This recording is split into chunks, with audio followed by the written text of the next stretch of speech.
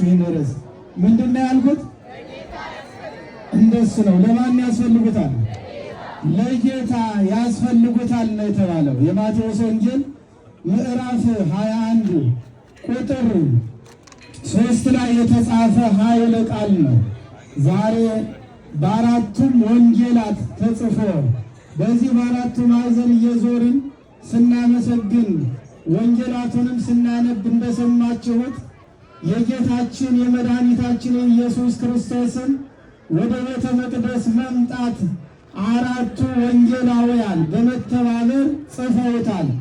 ዛሬ በአራቱ ማዕዘን እየዞርን ይህንን ወንጌል ያነበብንበት ምክንያት በአራቱ የዓለም ክፍል የክርስቶስ የመንግሥቱ ወንጌል የመሰበኩ ምሳሌ ነው። ያንን የሚያንጸባርቅ ነው እንጂ ዝም ብሎ ጊዜ ለማሳለፍ እንዳይመስላችሁ። ቤተ ክርስቲያን የምታደርገው ነገር በሙሉ በዚህ በኩል ያላቸው አታቸው ድምፅ አቃንሱ። በዚህ በኩል ያሉትን ዝም አሰኙልን።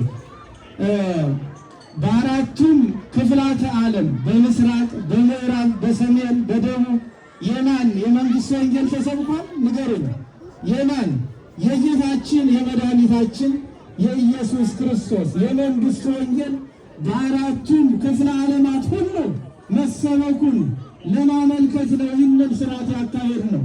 ጌታችን ራሱ ምን ብሏል? በመጨረሻው ዘመን የመንግሥቱ ወንጌል በዓለም ሁሉ ይሰበካል ይላል። የማቴዎስ ወንጌል ምዕራፍ 24 ቁጥር 14 ላይ ለአሕዛብ ሁሉ ምስክር እንዲሆን ይህ የመንግሥት ወንጌል በዓለም ሁሉ ይሰበካል፣ በዚያም ጊዜ መጨረሻው ይመጣል ይላል። አሁን ዛሬ ወንጌል ያልተሰበከበት የዓለም ክፍል አለ አለ ወይ? ንገሩኝ። የለም። ዛሬ በተለይ ኢንተርኔት የሌለበት አካባቢ አይገኝም። ስለዚህ የክርስቶስ የመንግሥት ወንጌል በዓለም ሁሉ ይሰበካል ተብሎ የተነገረው አሁን እየተፈጸመ ነው። ስለዚህ በዓለም ላይ ያለ ሰው ሁሉ በኋላ በፍርድ ጊዜ አልሰማሁም፣ ወንጌሉ አልተሰበከልኝም የሚልበት ምክንያት የለውም ማለት ነው። ስለዚህ ይህን ለማመልከት ቤተ ክርስቲያን በአራቱ ማዕዘን የክርስቶስን የመንግሥትን ወንጌል ስታነብ ቆይታለች። ቅድም ያስያዝኳችሁን ርዕስ እንመለስ። ለጌታ ያስፈልጉታል ነው የሚለው። ምንድነው? ጌታችን መድኃኒታችን ኢየሱስ ክርስቶስ በዚህ በማቴዎስ ወንጌል ምዕራፍ 21 ላይ ሲነበብ እንደሰማችሁት ወደ ኢየሩሳሌምም ቀርበው ወደ ደብረ ዘይት ወደ ቤተፋጌ ሲደርሱ ያን ጊዜ ኢየሱስ ከደቀ መዛሙርቱ ሁለቱን ላከ ይላል። አባቶቻችን ጴጥሮስና ዮሐንስ ናቸው ይላሉ። ያዕቆብና ዮሐንስ ናቸው ይሉም አሉ። ሁለቱን ምን አለ? ላከ። ምን አላቸው? እንዲህ አላቸው፣ በፊታችሁ ወዳለ መንደር ሂዱ፣ በዚያን ጊዜም የታሰረች አህያ ውርንጫም ከእርሷ ጋር ታገኛላችሁ፣ ፈታችሁ አምጡልኝ አላቸው ይላል። ወዴት ሂዱ አላቸው? እየሰማችሁ ነው። ወዴት ሂዱ? በፊታችሁ ወዳለችው መንደር ሂዱ። የት አካባቢ? እነገሌ ቤት አላለም። ርቀቱ ይህን ያክል ነው አላለም። ብቻ ወዴት ሂዱ አላቸው? በፊታቸው ወዳለችው መንደር ሂዱ ነው ያለ። ሐዋርያትን ሳይጠራጠሩ ምልክቱንም ሳያውቁ የት እንደሚገኝም ሳያውቁ ጌታ ያላቸውን ሰምተው ወዴት ሄዱ? ዝም ብለው በፊታቸው ወዳለችው መንደር ሄዱ። አያችሁ፣ ክርስትና ማለት ምን ማለት ነው? በእምነት መታዘዝ ማለት ነው። ጌታ አርጉ የሚለንን ሳንጠራጠር ማድረግ ማለት ነው። አሁን ዛሬኛ እግዚአብሔር እንዲህ አርጉ ሲለን ብዙ ምክንያት እንደረድራለን። እንዲህ ቢሆንስ፣ እንዲህ ቢፈጠርስ እያል ምክንያት እንደረድራለን። እምነት ማለት እግዚአብሔር አድርጉ የሚለውን ሳይጠራጠሩ ምን ማለት ማድረግ ነው። ወደዚያም ስትሄዱ አህያና ውርንጫ ታስራ ታገኛላችሁ አለ። ፈታችሁ አምጡልኝ አለ። ጌታ ምን ነው ያልታሰሩ ብዙ አህዮች እያሉ የታሰሩ አህዮችን ለምን ፈለገ ቢባል ምስጢር አለው። ክርስቲያኖች፣ የታሰሩ አህዮች የአዳምና የልጆቹ ምሳሌዎች ናቸው። ዲያብሎስ አስሯቸው የነበሩ፣ በበደል አስሯቸው የነበሩ፣ በኃጢአት አስሯቸው የነበሩ፣ ዲያብሎስ የሰረቃቸው እነዚህ አህዮች ተሰርቀው የታሰሩ ነበሩ ይላል በትርጓሜ። ስለዚህ ዲያብሎስ የማንን የእግዚአብሔርን ገንዘቦች ልጆቹን ሰርቆ በኃጢአት አስሯቸው ነበር።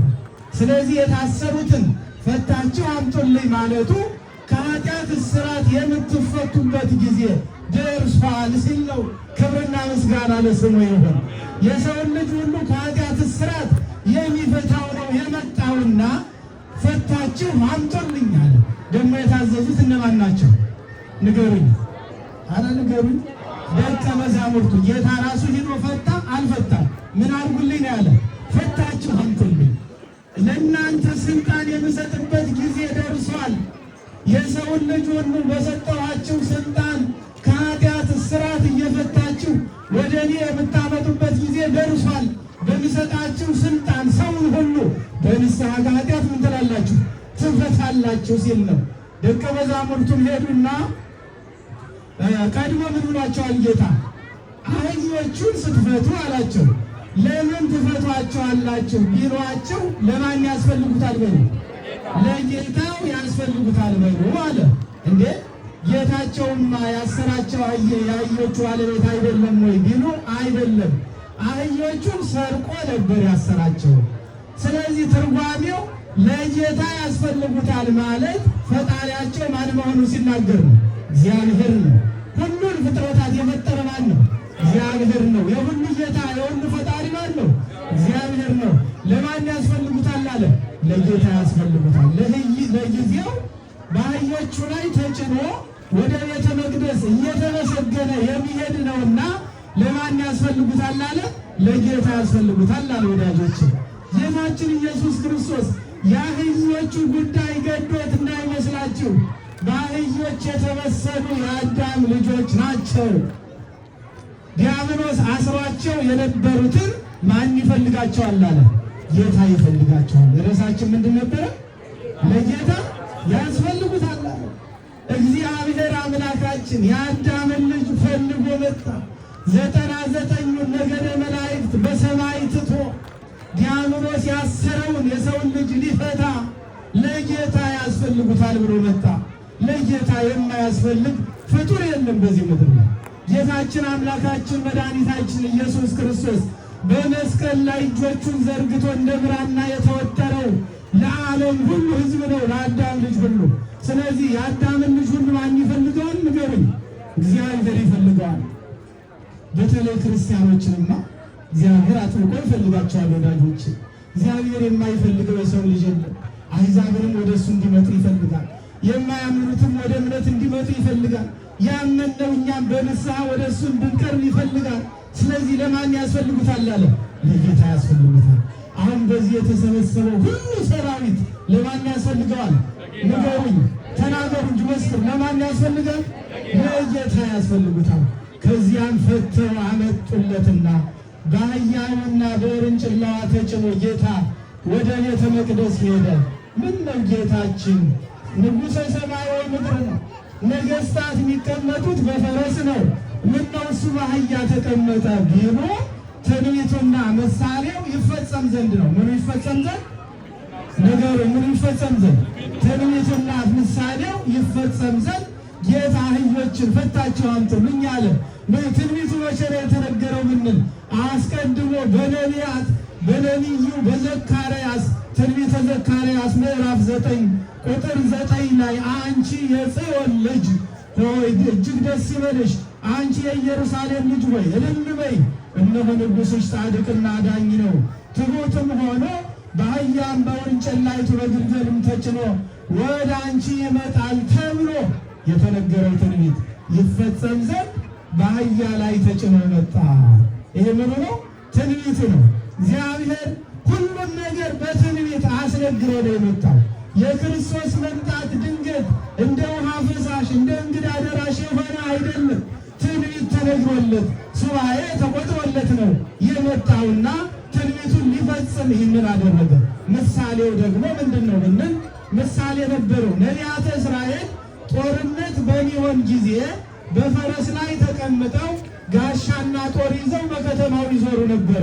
ጦርነት ሊነሳ ከሆነ ኢየሩሳሌም በጦርነት ልትወረድ ከሆነ ምልክቱ ምንድን ነው? ነቢያት በምን ላይ ይቀመጣሉ? ኧረ ንገሩ እባካችሁ አላችሁ። በፈረስ ተቀምጠው ምን ይዘው? ጋሻና ጦር ይዘው በከተማው ይታያሉ።